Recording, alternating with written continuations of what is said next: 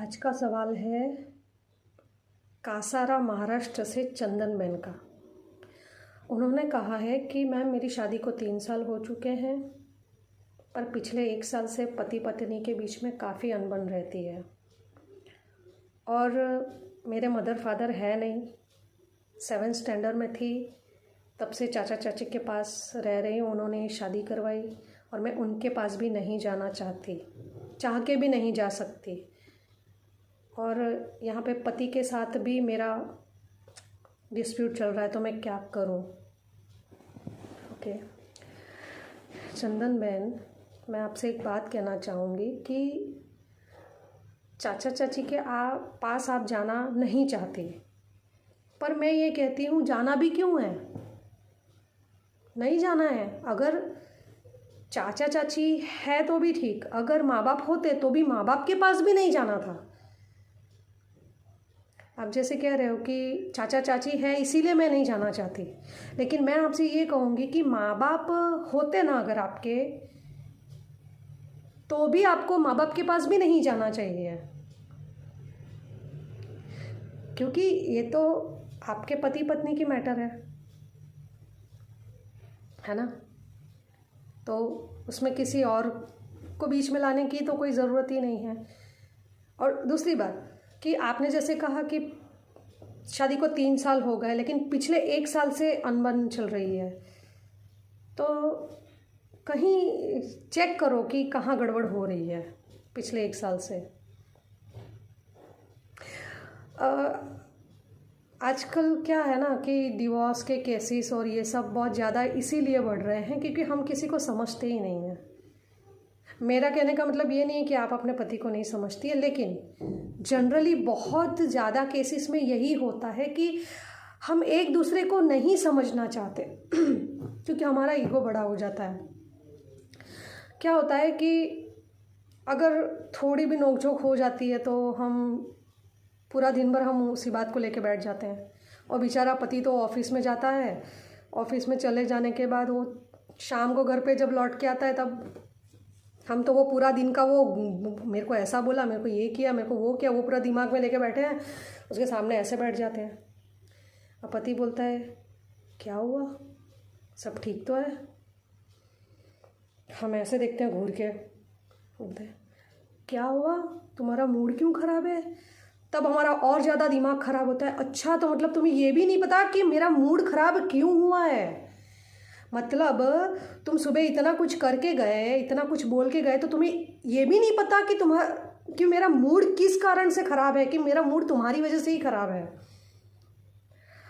अब तब उसको याद आता है कि अच्छा, और तब इसी में कई बार तो क्या होता है ना, मजबूरी में ही सॉरी बोल देता है पति।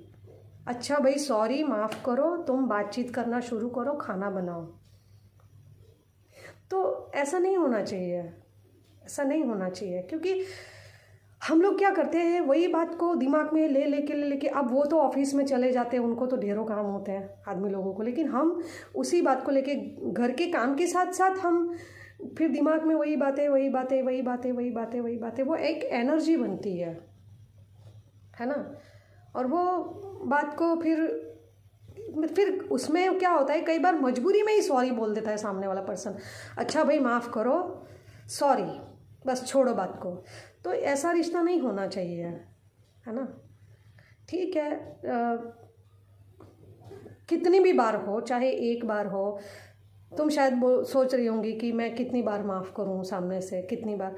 मैं बोलती हूँ 10 बार माफ़ करो, 20 बार माफ़ करो, जितना ज़्यादा हो सके लेट गो करो, कोई फ़र्क नहीं पड़ेगा। क्योंकि कभी कभी ऐसे ये जो सिचुएशन होती है ना, ये धीमे धीमे बहुत बड़ा रूप ले लेती है।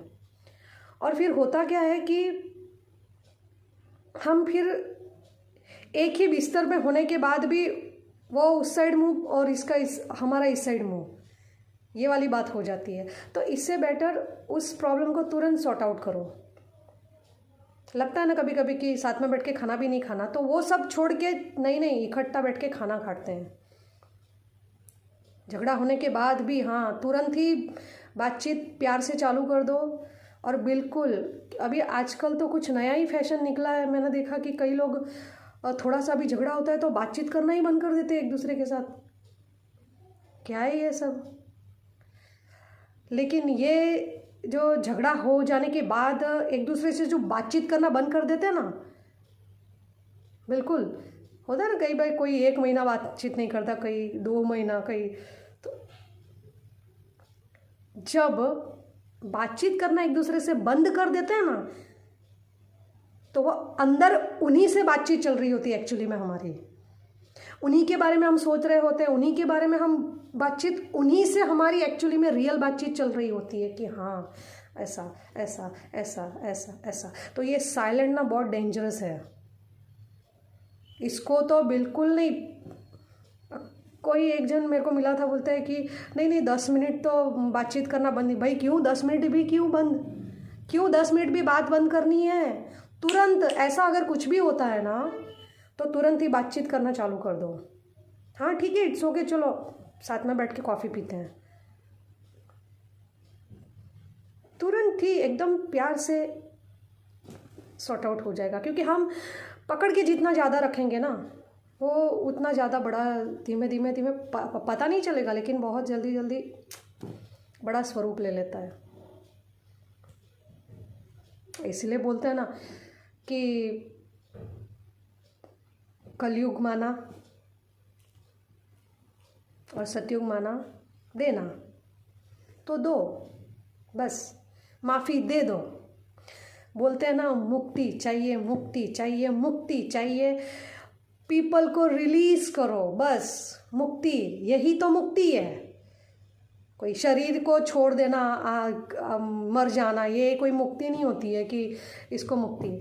पीपल रिलीज़ मतलब जितनी बातों को छोड़ोगे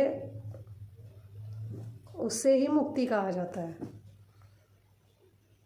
और रिश्ते को अगर बहुत प्यारा बनाना है तो फिर आपको ये करना चाहिए चंदन बहन। मैं एक्चुअली मुझे ऐसा लग रहा है कि आई थिंक आपके चाचा चाची से भी ठीक है जो भी है आपका, लेकिन उनसे भी इसी तरह का मुझे आई नो कि आपने अगर सवाल पूछा है तो आप अगर इतना अच्छा सवाल मेरे सामने रख सकती हैं तो आप अच्छी इंसान तो है ही, ये तो क्लियर दिखता है। तभी तो आपने सामने से गलती ये है तो क्या जाए उसका सॉल्यूशन मांगा है ना। तो आप बहुत ही अच्छी इंसान है। तो मैं आपसे यही कहूँगी कि आप आपके चाचा चाची से भी इसी तरह से कीजिए, बस उनको माँ बाप ही समझिए। क्योंकि देखो ये दुनिया में ना कोई किसी का नहीं है, सब अपने ही हैं, लेकिन फिर भी नहीं है क्योंकि आत्मा अकेली आई थी, इंसान अकेला आया था, अकेला जाना है। लेकिन ये कर्म बंधन जो होते हैं एक दूसरे के साथ, हिसाब किताब, जैसे आपने बोला कि आपके मदर फादर नहीं है तो 7th स्टैंडर्ड में आप अपने चाचा चाची के साथ, तो चाचा चाची के साथ हिसाब किताब होगा आपका, तभी तो आपके माँ बाप नहीं हैं और आप उनके साथ रह रहे हो ना।